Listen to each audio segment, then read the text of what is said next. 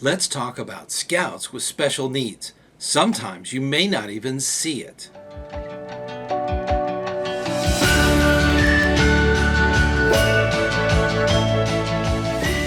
Hey, ScouterStan, let's talk about Scouts with special needs that we don't see. This is something that I touched upon about 2 years ago. I did a video about special needs, and if you'd like to check out that video, of course, there's the video, so check that out. It's not a prerequisite for this video. We are going to talk about one special needs that one may not think of until it really becomes an issue. Now, one of the major things is learning disabilities. There are youth that have issues with either being able to read or to communicate in different variations. There's a lot of learning disabilities. Anything from dyslexia, there's things with numbers and letters, and it is very involved. Speaking with the parents is incredibly important, especially when it comes to understanding their needs and how, as scout leaders, we can still facilitating the scouting program to that youth. It's important that we know. There are learning disabilities like autism that goes on a spectrum, and it is when you start researching it, it is amazing how subtle it can be. Some people have autism and don't even know it. That is something that is out there. So knowing that, if you've been diagnosed that, especially the youth, that's something that the parents can actually work with the adult leaders and make sure that they're aware of those things. Now, attention deficit disorder is another thing that children and adults are working with. And these are conditions that are lifelong, and they can be treated, and we can mitigate a lot of the problems, but it has to be known. The parents have to be honest with the scout leaders and tell them what their child is going through, so that they can still participate in scouting at its fullest, and they can, so that they are not targets for being excluded from anything. So that's something we need to be aware of as scout leaders, is that some youth have problems, difficulties that we just don't see on the surface. That's one of those major things. There are many unique challenges when working with youth, regardless of whatever condition they've been diagnosed with from professionals, or whatever is going on with that youth. There are unique situations. And this can vary depending on the situation of their diagnosis. This could be as simple as interactions with other people, being able to speak clearly, being able to work in groups. This can even extend into sensory overload. Sometimes if the group is doing a big cheer and there's a lot of loud noises, this could really set off that individual. So we have to be aware of that. This could also lead into attention span issues. If it's a very long lecture, a long demonstration of something, they could lose interest really quickly. And to be truthfully, that's almost all youth. So they should keep the things to a minimum, okay? Give a little excitement to that, and keep the attention of the majority of all the youth. Community support is one of those things that scout leaders need to access. Your best source is your parents. The parents will have organizations that they're working with that could actually come and talk to the scout leaders and kind of fill them in on how that youth and their disability is actually it could cause some problems. That's something that the youth is dealing with, and they need that support. So use the community of whatever condition that scout has to kind of understand.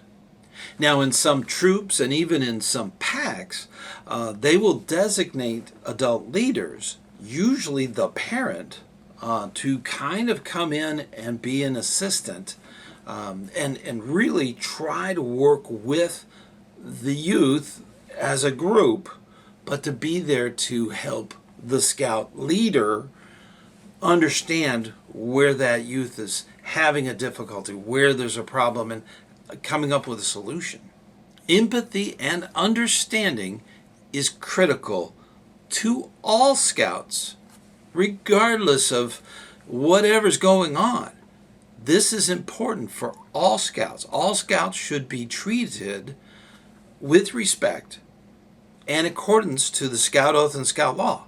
That is expected, and that's true of everyone in the den, everyone in the patrol, everyone in the crew. It is so important that we treat every scout with that empathy and respect. It is critical that we use the adults, usually the parents, get them involved. Sometimes it's good to have, in a troop, to have some assistant scoutmaster that goes camping, that goes on activities, that is aware of all of the details and the issues that could arise, so that they're not singled out. It is so important that they stay a part of the group, and the assistant can be there to kind of hedge off a problem before it happens, and that is very critical to being respectful to that youth. Sometimes when that's not done, there becomes an issue, and it becomes such an issue that it affects everyone in the unit, and that's not a good thing. It makes the individual feel terrible. It makes the unit feel terrible about what happened. So it's very important that there is some assistance there to kind of foresee that issue before it happens and what an alternative can be. Hey, before we go any further, I want to make sure that you are invited to come to the live meeting. The live meeting is on the first Sunday of each month at 9 p.m. Eastern Time. So please join us. Now, you're going to have to adjust for whatever time zone you're in, but please join us and join in. That's a great way to ask questions, and I'm there to answer them. Also, I want to personally thank all of the patrons on Patreon for their continued financial support. Also, if you would like to become a channel member right here on YouTube, hit the join button and go through that process. It's a great way to help fund what you see here. If you don't want to do a monthly donation, that's fine. We have a thank you button. Just hit the thank you button and make a one-time donation. That is always appreciated. And let's get right back to it. Individualized support is critical to the success of the youth that are facing these challenges. It is critical as a scout leader that we set up the process of getting leaders educated, aware of the issues that could arise. Each scout has individual challenges and skills. It's critical that you as a leader understand that we need to utilize that. It is critical that we work with the parents, that they should be involved directly in anything going on with that scout. There may be a way we could actually arrange things so that they could actually excel and not be held back unwarrantedly. It is so important that we help that scout achieve. Training for the leaders. So important that the leaders know what's going on with that youth. Some youth need medication, and when you're on a weekend, that is something that your medical officer, your nurse Betty, Sawbones, they're the ones who should be aware of medications that they may need. Because they're on a weekend doesn't mean they go off of their medication. Their medication is important to be consistently administered. That's very important. And that's true for everyone in a Scout unit. Now, if you're having difficulties with making arrangements to help this Scout, it may be necessary to have sort of a workshop with the parents to find out how Scouting can actually help that youth. Scouting is important, and we need to be there to kind of facilitate and help that Scout achieve. And they can't achieve if they're not taking their medications on a regular basis, if they're being held back because of some condition or issue of knowledge, usually. This is something that we need to work on. Parental involvement is absolutely essential to any Scout, every Scout, regardless. They are needed. Parents should be involved in the unit as much as their Scout. So if you're doing a sign-up night, make sure you're also considering the parents, because they're just as important as the youth. We need to have the parental support there so that the youth can actually achieve and succeed. That's the critical thing. It is very difficult for a parent to basically drop off their youth at a meeting and then come back an hour later. That's not ideal. We want them to be in the committee. We need them in the advancement. We need them, okay? And that's so important to get that cycle going. Especially if their youth, their children, have a special need. It is critical that they get in what I call Scout-facing leadership. They need to be there so that they can work with the other leaders. The other leaders are there. We're all volunteers. So keep that in mind. That adult needs to be there to help them be aware of things that could trigger that youth into having a problem. So these are things that could be an issue. It doesn't matter what it is. That's important for them to be more Scout-facing than behind the scenes. And I have often told you that there are no complaints if you're part of the solution. That's true for every adult. So when adults come to me with complaints, I usually will just say, here's the adult application. Please do the training and fill out the form. And they look at me kind of strange. That's a complaint form, because if you're going to get involved, if you have a complaint, then you need to be involved. You need to be part of the solution. So that is critical for understanding how parents can actually come in and help out. It's not that they have to be on every camp out. It's not that they have to be at every meeting. They have to be involved somewhere. So just a small amount, so that if there is an issue, a leader can go to them and say, "Hey, what's going on? Why is this a problem?" That is something that needs to be there for the adult leaders. They're volunteers also, and they may not be aware, they may not be accustomed to those things. So that is critical to understand. Hey, special note.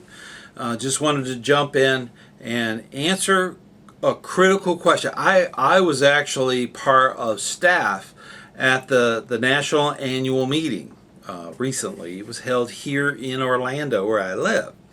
and I was asked to be part of the staff, and we were the ones out in the hall that guided people to their locations. We had no votes. We weren't big shots. We were staff. Okay, we were people that were there to make sure that people got their credentials and their stuff and their patches and all that thing, and they could go off to their things that they were involved in. It was very elaborate. A lot of people. It was amazing. It was quite a convention of people going around.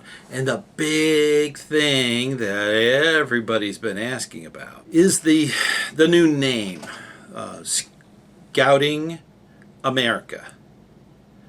I think it's one of those things that I immediately put it on the channel, and about 190 plus people in the poll jumped in. And what's interesting is that when I wrote that, I just wanted to make it yes and no.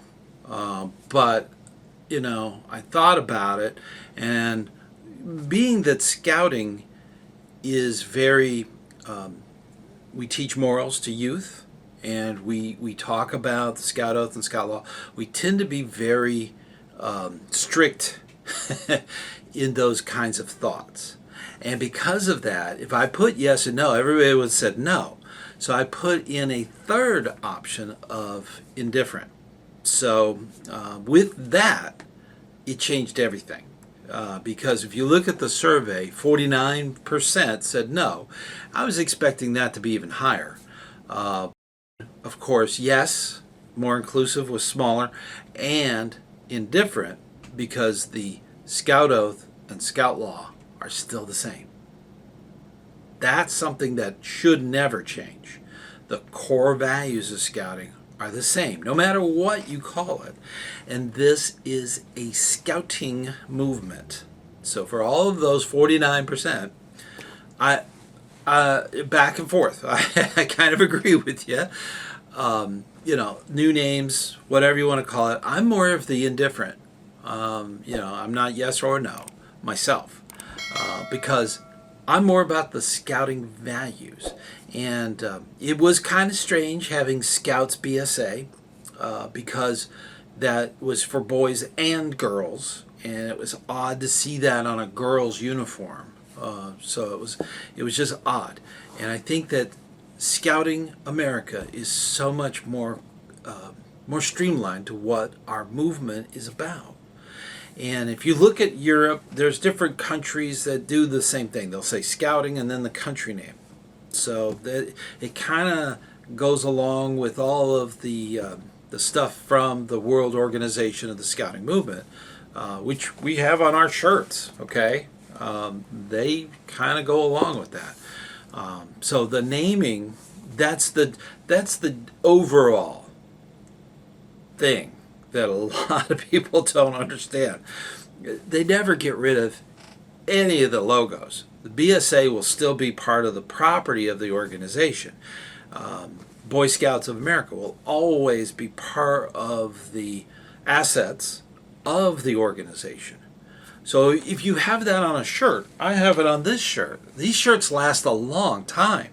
So I'm not replacing the shirt for another 10, 20 years. Okay? So that being the case, that's the way it is. New shirts, new people coming in should be proud that they have that on there. So I really am indifferent, and I'm hoping that you understand where I'm coming from on that. I had no vote. I was just staff, okay, host. That was it. I was the guy that got asked, "Where's the bathroom?" That was me. I had to say, "Oh, it's down the hall and on the left." That was what I was doing there. And it was neat because I got to see inside, around the corner behind the stage kind of thing. It was kind of neat. And I got to go into the the vendor's room and see all that neat stuff. I did a little video for the members. But I just wanted to jump in there because this is something that a lot of people have been asking me to address. And those are my feelings on it. And I think that as time goes on, it will kind of grow on you. Scouting America.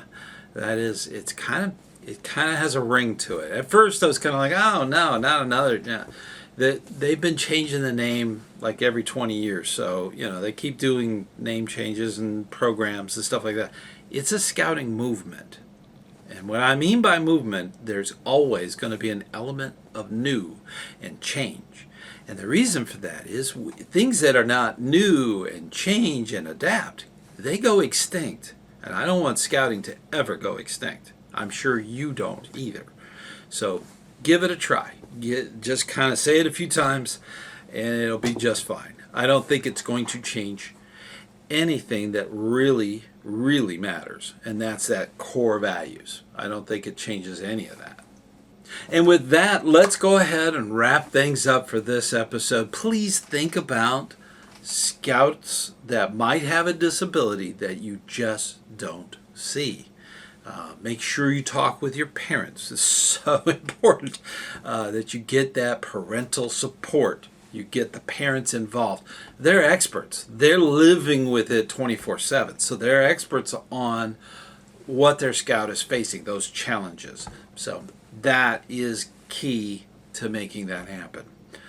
So with that, I'm gonna go. I want to tell you that I appreciate all that you do in scouting.